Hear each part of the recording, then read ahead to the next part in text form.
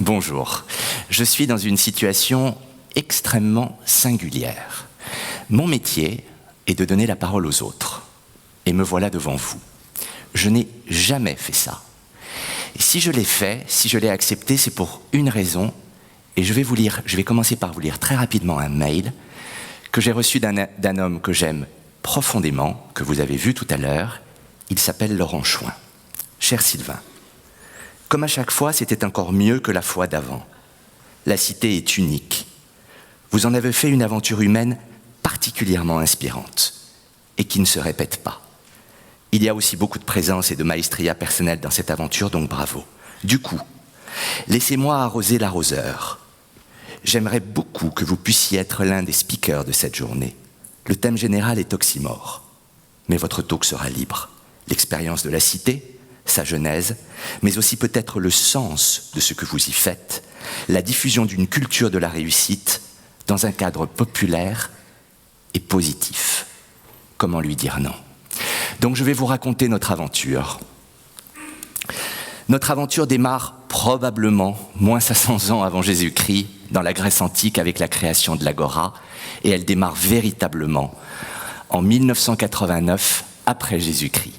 Nous sommes 3 copains, 3 étudiants à la Sorbonne et nous décidons de créer cette cité de la réussite. Une idée extrêmement simple, réunir pendant 48 heures des personnalités du monde de la politique, de l'économie, des sciences, de la culture qui viendraient librement et directement répondre à un public qui se composerait dans un premier temps d'étudiants et dans un second temps d'hommes et de femmes qui s'intéressent au débat d'idées.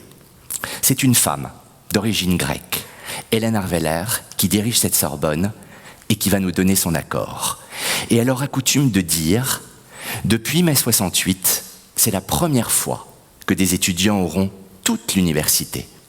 Mais cette fois-ci, ils auront eu la correction de venir me le demander. Je vais rapidement dérouler ces 25 années. 1989, notre premier invité est sans doute à l'époque l'une des personnalités les plus importantes d'Europe, voire au-delà. Il est le président de Fiat, c'est un homme de culture, il s'appelle Giovanni Agnelli.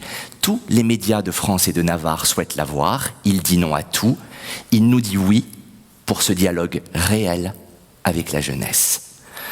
En 1990, au lendemain de la chute du mur de Berlin, c'est Alexandre Dubček, Václav Havel et tous les leaders de l'Est qui vont venir répondre aux étudiants et leur expliquer ce qui vient de se produire. En 1992, c'est probablement l'une de mes plus belles anecdotes. Nous invitons le Shimon Peres, qui est à l'époque ministre des Affaires étrangères de l'État d'Israël, et nous lui faisons une proposition. Venir dans ce grand amphithéâtre de la Sorbonne, dialoguer avec un panel de jeunes étudiants arabes qui représenteraient tous les pays arabes. Je dis bien tous les pays arabes, et notamment ceux avec lesquels Israël était en guerre. Pérez prend 3 jours de réflexion. Son cabinet nous rappelle et nous dit « il est d'accord ». Eh bien, ce soir-là, les 2000 personnes qui étaient dans la salle en 1992 s'en souviennent encore aujourd'hui. Une étudiante parmi ce panel, une étudiante se lève, elle se présente, elle dit « Monsieur, je ne vais pas m'adresser à un ministre, je vais m'adresser à un homme qui pourrait être mon grand-père. Je suis palestinienne. Pensez-vous un jour que je pourrais vivre dans mon pays ?» Il y a un silence d'1 minute qui nous semble des heures, et ce soir-là, Shimon Peres va dérouler pour le public présent tout ce que seront les accords d'Oslo de l'année suivante. En 1994, à la veille de la présidentielle française, le Premier ministre s'appelle Édouard Balladur, le maire de Paris, Jacques Chirac. C'est une guerre terrible entre eux. À l'époque, certains considèrent qu'Édouard Balladur est d'ores et déjà élu. Nous les invitons tous les deux à 2 heures d'écart. Probablement que les gens qui ont assisté à ces 2 rencontres ont compris ce jour-là que Jacques Chirac serait élu. 1996, une formidable histoire. Je vous parlais de mai 68. Le retour de Danny Cohn-Bendit à la Sorbonne, dans l'amphithéâtre Richelieu, et l'émotion de Cohn-Bendit qui retrouve tant d'années après cette Sorbonne a été aussi pour nous un moment unique. 1999, pour la première fois, nous sortons des murs de la Sorbonne et nous allons à Marseille, tout près d'ici, avec notamment Jacqueline de Remilly et André Chouraki, qui vont ce soir-là, sur une thématique complètement improbable, la société et ses dieux, réunir plus de 1000 personnes dans ce palais du Pharaon. 1998, Yehudi Menuhin, nous avons été juste avant moi, nous avons compris le rôle et l'importance de la musique. Menuhin, ce soir-là, le musicien, a parlé dans un silence assourdissant devant une assemblée de jeunes de ce qu'était pour lui la vieillesse. 1999, l'homme qui était maire de Paris en 1994 a depuis été élu président de la République et il nous avait fait une promesse. Si je suis élu, je reviendrai. Il a fait un débat qui a duré 2h30 de dialogue direct avec la jeunesse.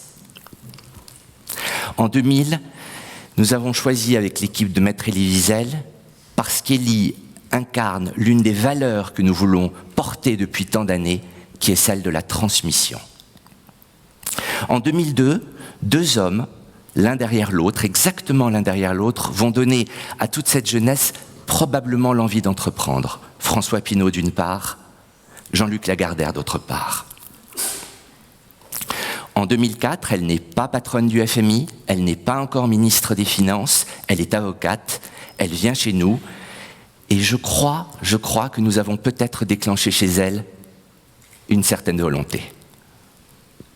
2006, de nouveau une campagne présidentielle, Ségolène Royal et Nicolas Sarkozy vont débattre, pas ensemble, l'un derrière l'autre, et notre idée aussi, c'est de montrer que ces lieux de débat réels, de confrontation, peuvent s'opérer dans un climat extrêmement apaisé.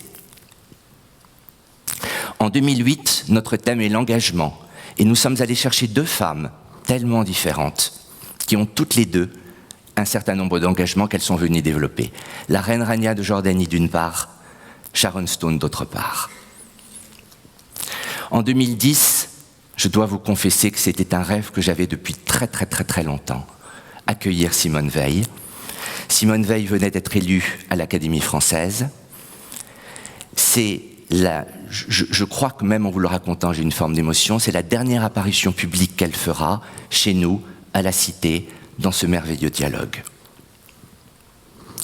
Cette année aussi de 2012 est marquée par la présence d'Aung San Suu Kyi, et l'anecdote que je peux vous raconter sur Aung San Suu Kyi, elle rentre sur la scène, et Dieu sait si, depuis 25 ans, j'ai reçu des personnalités, la standing ovation qu'elle a eue était incroyable, et Lise Lucet a eu du mal à la faire stopper. 2014, ce sera la dernière édition avant la prochaine. Nous avons mis Carlos Ghosn, le président de Renault, parce qu'à travers lui, nous tenions à vous préciser que, évidemment, tout ça est possible grâce à de très nombreux partenaires qui nous soutiennent, et nous en sommes tous émus pour une raison, que toutes ces entreprises acceptent de financer un projet qui donne simplement l'idée du dialogue et du débat. Voilà, vous l'aurez compris dans cette première partie, voilà ce qu'est mon métier. En 2000, d'aucuns nous ont dit, avec l'apparition des réseaux sociaux, ça ne marchera plus. Ce que vous faites ne fonctionnera plus. Tous les réseaux sociaux, toutes les nouvelles technologies vont vous remplacer. Ma conviction profonde était, en 2000, c'était compliqué de l'avoir, c'était que ça serait exactement l'inverse. Plus le virtuel se développerait, et plus le réel serait nécessaire. Vous êtes face à moi, au même endroit, dans un même lieu, et je dirais que cela, aujourd'hui, est plus que jamais nécessaire. Alors, je vous disais que depuis 2000, le troisième ingrédient, évidemment, est le public, les speakers, les partenaires, le public. Oui, ce public a été de plus en plus nombreux. Ça n'a pas forcément à voir avec nous, c'est cette volonté d'être ensemble et de partager. Les nouvelles technologies nous aident à amplifier, démultiplier, faire savoir, et nous combinons le virtuel et le réel.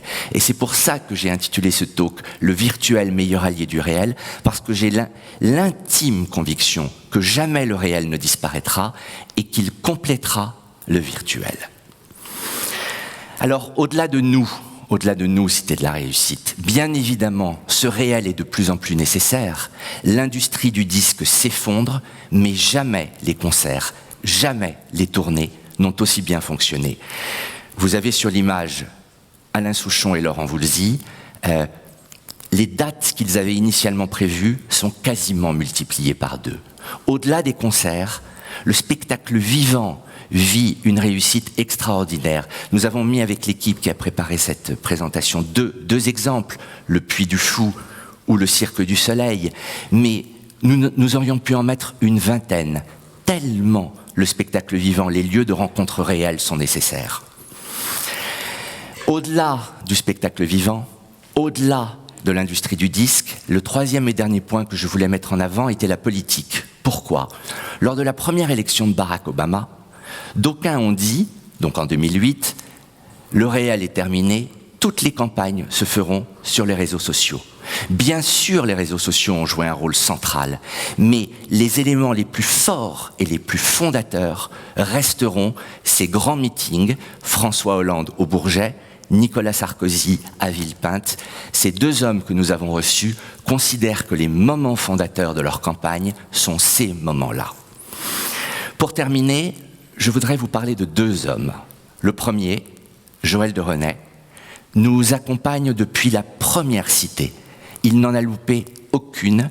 Il est la quintessence de ce croisement entre le virtuel et le réel. Et le deuxième homme que je veux citer en conclusion, nous ne l'avons jamais reçu. Il ne viendra jamais. Il a dit tout ce qui peut être imaginé est réel. Il s'appelait Pablo Picasso. Je vous remercie.